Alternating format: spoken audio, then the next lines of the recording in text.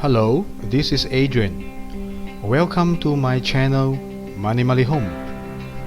The purpose to create this channel is to share some of the tips and ideas about personal financial planning. If you want to know more about my future sharing, please subscribe this channel.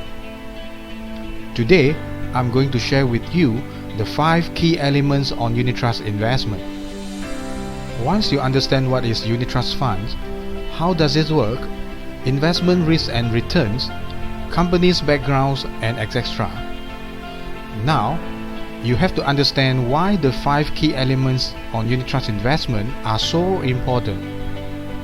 Number 1. What is your investment objective? Is it for your retirement planning or for your children's education funds?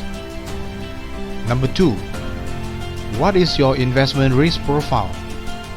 How much risk you can take within the process of investment? Example, can you accept with the paper loss of minus 30% during the investment process? Number 3. What is your time horizon for this investment project? 3 years, 5 years, 10 years, or even more? Number 4. Investors' roles.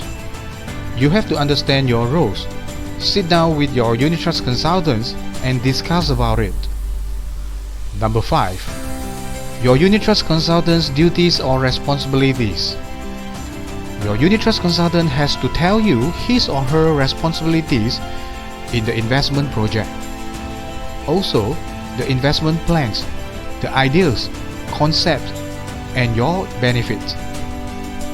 You have to understand that unit trust investment is a long process. No matter to a beginner or an experienced investor, the above 5 key elements are very important.